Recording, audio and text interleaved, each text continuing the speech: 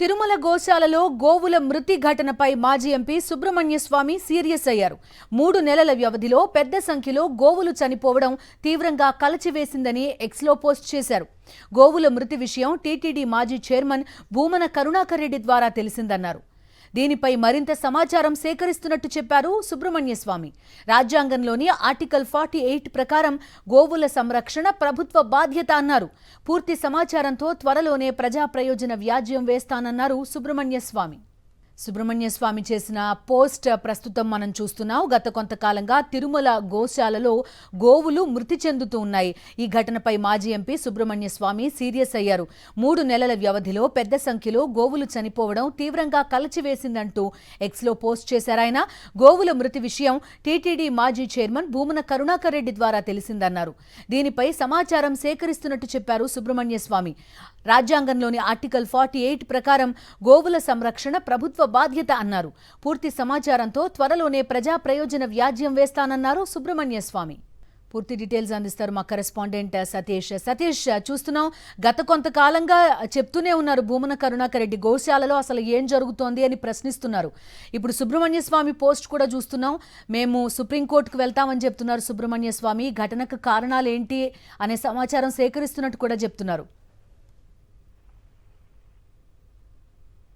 బిందు రాష్ట్ర వ్యాప్తంగా చర్చనీయాంశమైనటువంటి ముఖ్యంగా గోశాల తిరుమల గోశాలలో గోవుల మృత్యుగోసకు సంబంధించినటువంటి అంశం ఇప్పుడు జాతీయ స్థాయికి చేరింది. కొద్దిసేపటి కిందటే బీజేపీ నాయకుడు సుబ్రహ్మణ్య స్వామి దీనిపైన స్పందించారు. నిన్న టీటీడీ మాజీ చైర్మన్ భూమన కరుణాకర్ రెడ్డి చేసినటువంటి ఆరోపణలు, ముఖ్యంగా 3 నెలల్లో తిరుపతి దేవస్థాన ఆధ్వర్యంలో నిర్వహించేటువంటి గోశాలలో దాదాపుగా 100కు పైగా గోవులు మరణించాయి. వాటి నిర్వహణ, వాటిని పోషణ, వాటి సంరక్షణ సమర్థవంతంగా నిర్వహించకపోవడం వల్ల 3 నెలల్లో 100 వరకు కూడా చనిపోయిన అంశాన్ని బయటపెట్టారు. దీనికి సంబంధించి సుబ్రహ్మణ్య స్వామి ఒక ట్వీట్ చేశారు. భూమన కరుణాకర్ రెడ్డి చేసినటువంటి అంశం పైన తాను కూడా ఆరా తీశాను. ఇది చాలా తీవ్రమైనటువంటి అంశం. సరైనటువంటి ఆహారాన్ని అందించకపోవడం వల్ల, ఏదైతే గోవులకి ఆహారాన్ని అందించకపోవడం వల్ల టీటీడీ గోశాలలో ఇటువంటి మరణాలు సంభవిస్తూ ఉన్నాయి. నేను ఇంకా మరింత సమాచారాన్ని సేకరిస్తా ఉన్నాను.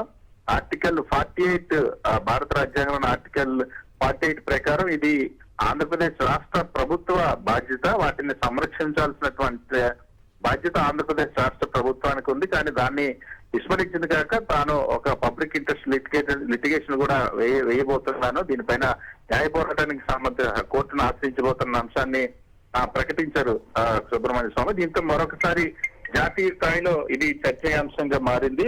ముఖ్యంగా తిరుపతి దేవస్థానం ఆధ్వర్యంలో నిర్వహించేటువంటి గోశాలలో ఇంత పెద్ద ఎత్తున గోవులు మరణించడం పట్ల ఇప్పటికే గో సంరక్షకులు గాని లేదా గోవులు పూజించే ముఖ్యంగా హిందూ వాదులు, హిందూ సంస్థలు, హిందువుల మనోభావాలు, వెంకటేశ్వర స్వామి భక్తుల మనోభావాలు తీవ్రంగా దెబ్బతిన్నాయి. నిన్నటి నుండి కూడా ఈ అంశం వెలుగులోకి వచ్చినప్పటికీ కూడా తిరుపతి దేవస్థానానికి సంబంధించిన పాలక మండలి కానీ అధికారులు కానీ వాటికి సంబంధించిన వాస్తవాలను, అదేవిధంగా వాటిపైన స్పందించకపోవడం మరింత ఆగ్రహానికి గురి చేసింది. ఇప్పుడు సుబ్రహ్మణ్య స్వామి దీనిపైన కోర్టును కూడా ఆశ్రయిస్తానని చెప్పడం దాంతో మరింత సంచలనంగా మారింది. సతీష్, గోవులని దైవంతో సమానంగా పూజిస్తూ ఉంటారు హిందువులంతా కూడా.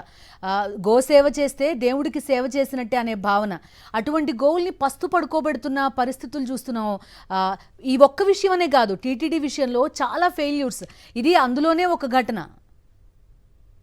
ఖచ్చితంగా తిరుపతి దేవస్థానం ముఖ్యంగా ఒకవైపు వెంకటేశ్వర స్వామి ప్రాశస్త్యాన్ని పెంపొందించడంతో పాటుగా అక్కడున్నటువంటి సంస్కృతి సాంప్రదాయాలను కాపాడుతూ భక్తుల మనోభావాలను కూడా కాపాడేలాగా వ్యవహరించాల్సినటువంటి బాధ్యత ఉంది. కానీ తిరుపతి దేవస్థానం ప్రస్తుతం ఉన్నటువంటి పాలక మండలి, మరొక వైపు అధికారులు, ఇంకొక వైపు ప్రస్తుత రాష్ట్ర ప్రభుత్వం పూర్తిగా తిరుపతి దేవస్థానాన్ని రాజకీయ విమర్శలకు, రాజకీయ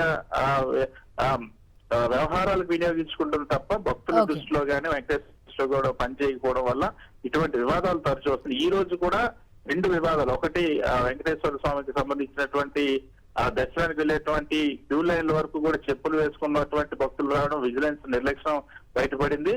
సో నిన్ననే గోవులు రైట్ సతీష్, అయితే తిరుమల గోశాలలో గోవుల మృతిపై మాజీ ఎమ్మెల్యే మల్లాది విష్ణు మాట్లాడారు. ఆయన ఏమన్నారో చూద్దాం.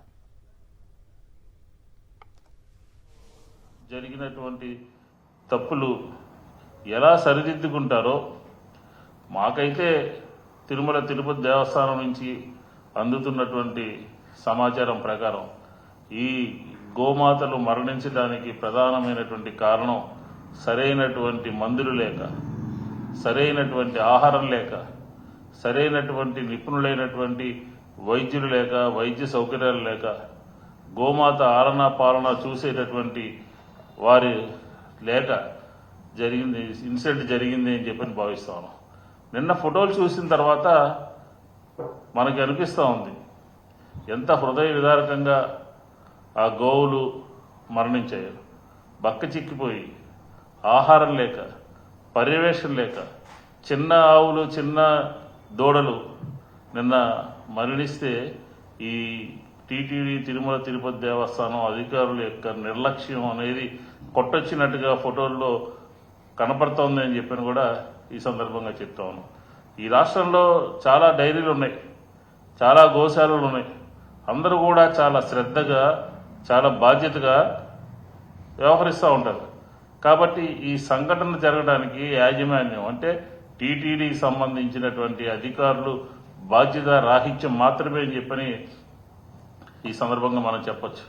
దీనికి అసలు ఎవరు సమాధానం చెప్తారు?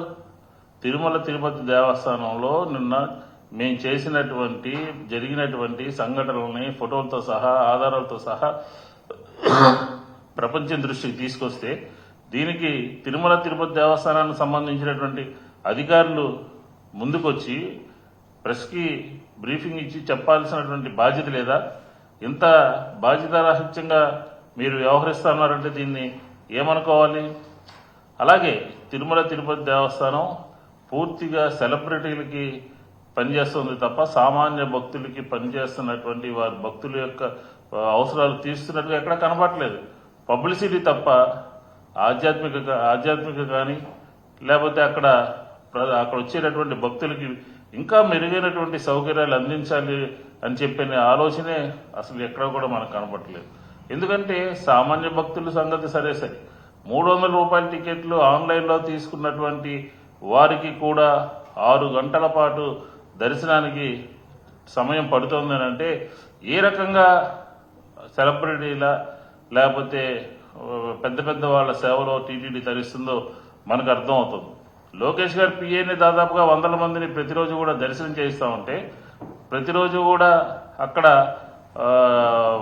పెద్ద పెద్ద వాళ్ళందరికీ కూడా ప్రోటోకాల్ ఉన్నటువంటి వాళ్ళు మిగతా అందరి దర్శనాలు పూర్తయ్యేటప్పటికి సామాన్య భక్తుల పరిస్థితి 300 రూపాయల టికెట్లు ఆన్లైన్లో తీసుకున్నటువంటి వాళ్ళ యొక్క పరిస్థితి ఏ రకంగా ఎన్ని గంటలు ఆలస్యంగా దర్శనం అవుతుందో మనం చూస్తూ ఉన్నాం. ఇది టీటీడీ కాదు, ఇది టీడీపీ కార్యాలయంగా పూర్తిగా మార్చేశారు. ఎవరు సంబంధించినటువంటి వారు అక్కడ ఉన్నటువంటి వారిని ఇన్ఫ్లుయెన్స్ చేస్తూ వాళ్ళ దర్శనాల సంఖ్య, విఐపి దర్శనాల సంఖ్య రోజుకి వేలల్లో పెరిగిపోవడం మూలంగా తిరుమల తిరుపతి దేవస్థానం యొక్క స్వామివారి యొక్క దర్శనం సామాన్యులకి, సామాన్య భక్తులకి దూరం అయిపోయింది అని చెప్పని మేం చెప్పడం కాదు, పత్రికలే ఘోషిస్తా ఉన్నాయి.